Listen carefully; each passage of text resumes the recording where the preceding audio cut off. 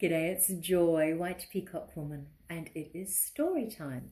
I'm going to share with you one of my favourite books. It's called The Precious Present from Spencer Johnson, MD, and it is a perfect book for our times.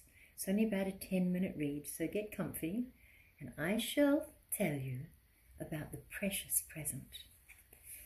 Once there was a boy who listened to an old man and thus began to learn about the precious present.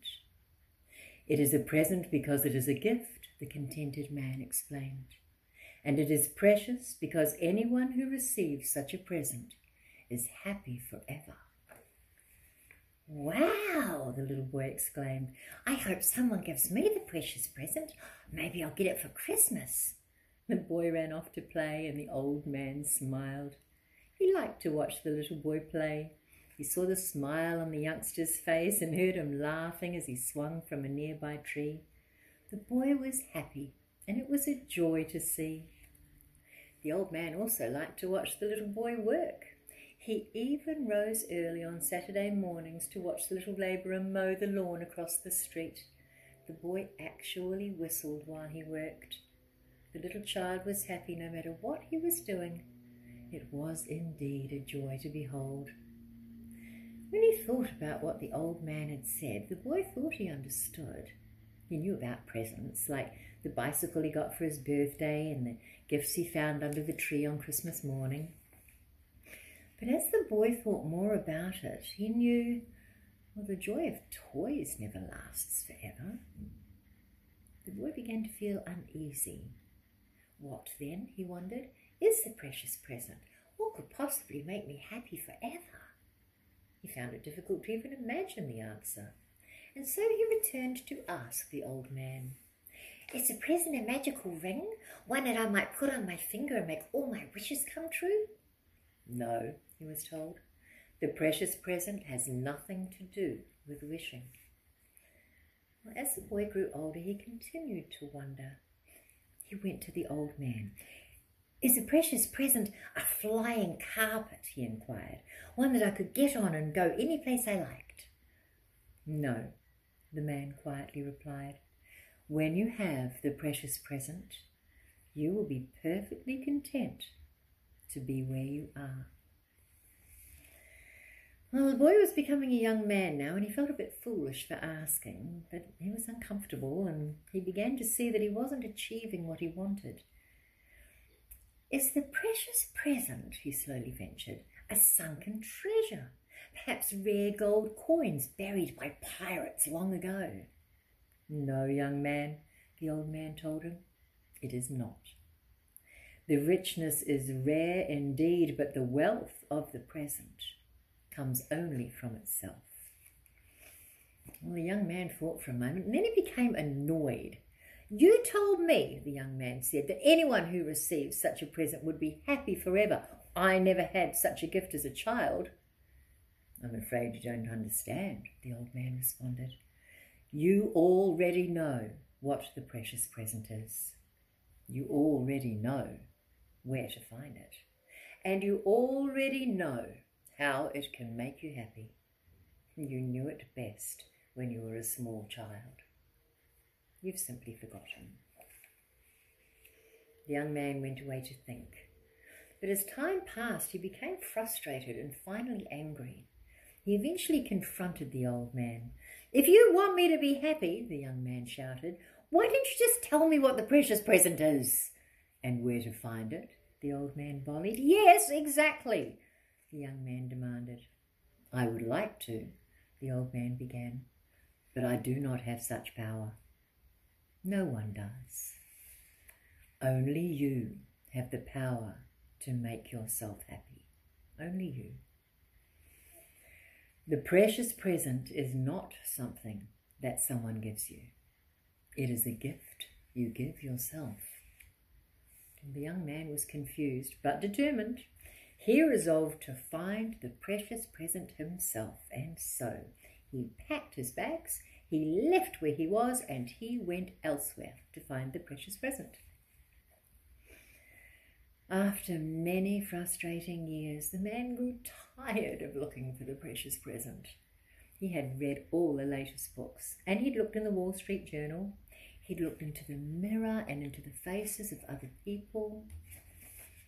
He'd wanted so much to find the precious present. He had gone to extraordinary lengths. He'd looked for it at the top of mountains and in cold, dark caves. He'd searched for it in dense, humid jungles and underneath the seas. But it was all to no avail. His stressful search had exhausted him. He even became ill occasionally, but he didn't know why. The man returned wearily to the old man's side. The old man was happy to see him. They often laughed out loud together. The young man liked to be with the old man. He felt happy in his presence. He guessed that this was because the old man was happy with himself. It wasn't that the old man's life was so trouble-free. I mean, he didn't appear to have a lot of money, and he seemed to be alone most of the time. In fact, there was no apparent reason why he was so much happier and healthier than most people. But happy he was, and so were those who spent time with him. Why does it feel so good to be with him? The young man wondered. Why? He left wondering. After many years, the once young man returned to inquire further. He was now very unhappy and often ill. He needed to talk with the old man.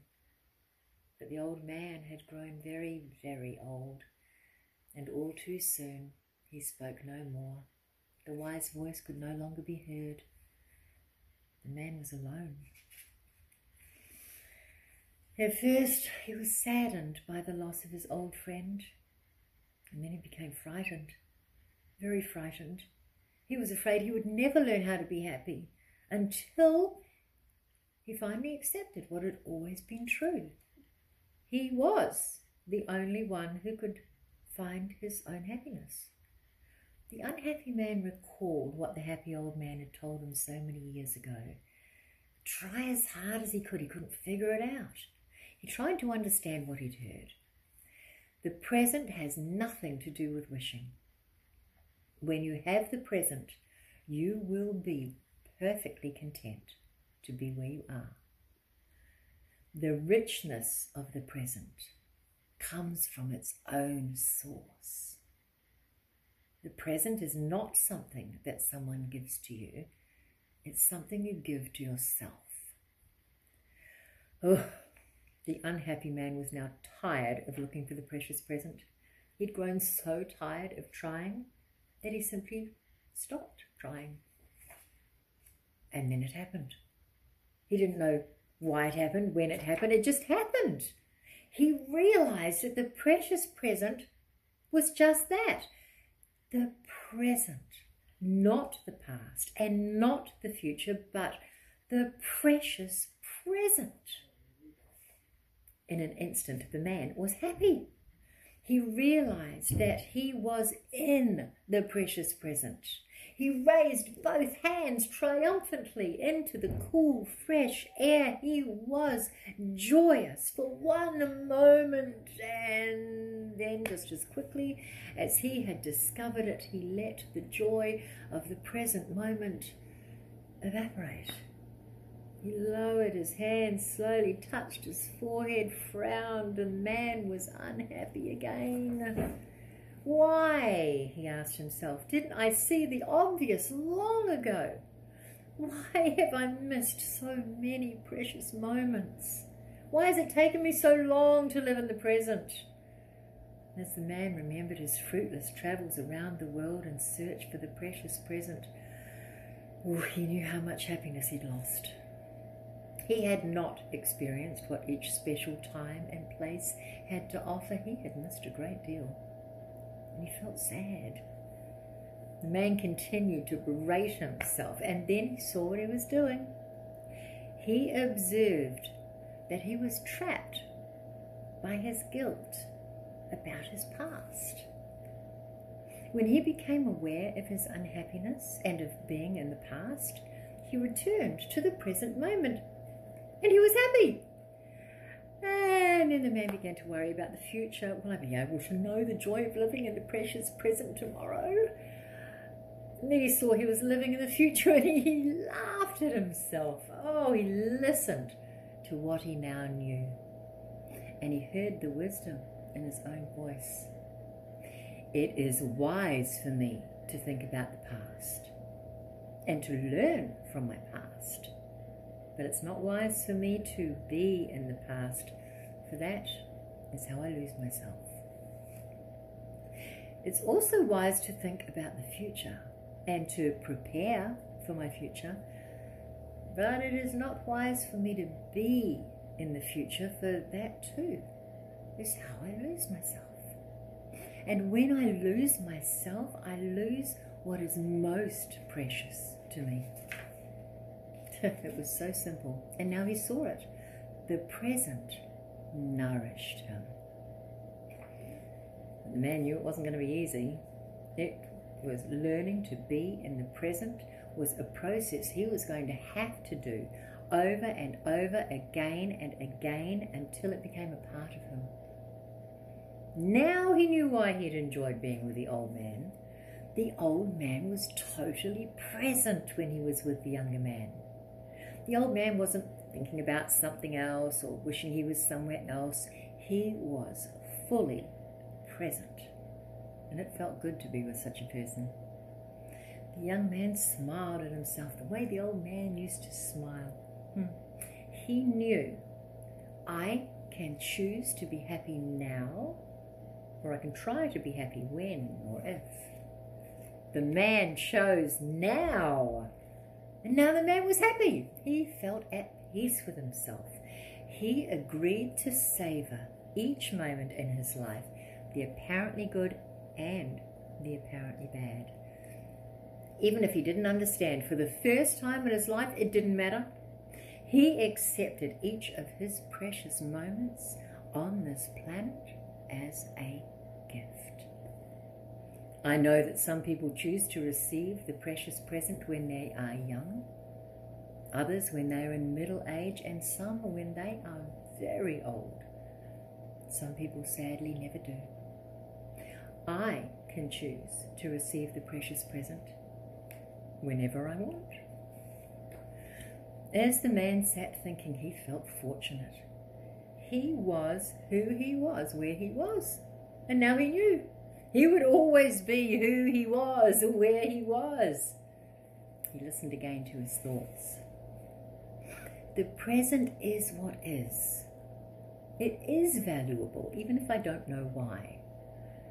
It already is just the way it's supposed to be. When I see the present, accept the present, and experience the present, I am well and I am happy. Pain is simply the difference between what is and what I want it to be. When I feel guilty over my imperfect past, or I'm anxious over my unknown future, I do not live in the present. I may experience pain, I make myself ill, and I am unhappy.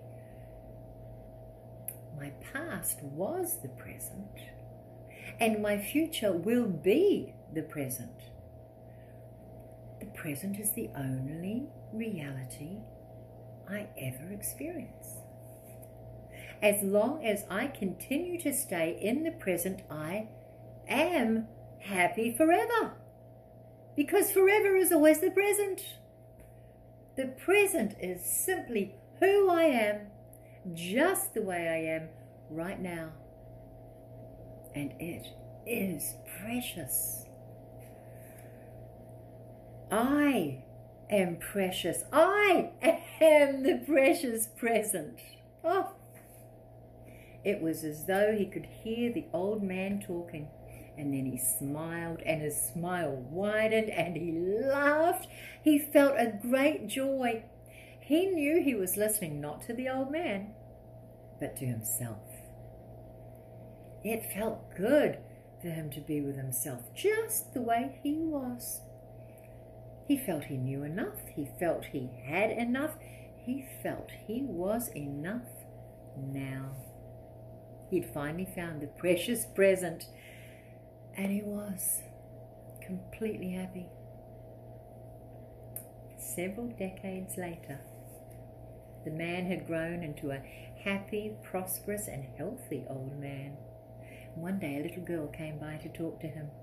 She liked to listen to the old man, as she called him. It was fun to be with him. There was something special about him, but she didn't know what it was. One day the little girl began to really listen to the old man. Somehow she sensed something important in his calm voice. He seemed very happy. The little girl couldn't understand why. How could someone so old, she wondered, be so happy? She asked, and the man told her why. Then all of a sudden the little girl jumped up and squealed with delight, and as the girl ran off to play, the old man smiled, for he'd heard what she'd said. "Wow!" she exclaimed. "I hope someday someone gives me the precious present." And I hope that someone that gives you the precious present is you. There is only this moment in which to live, my darling. I hope you enjoyed this lovely little book as much as I enjoyed reading it to you.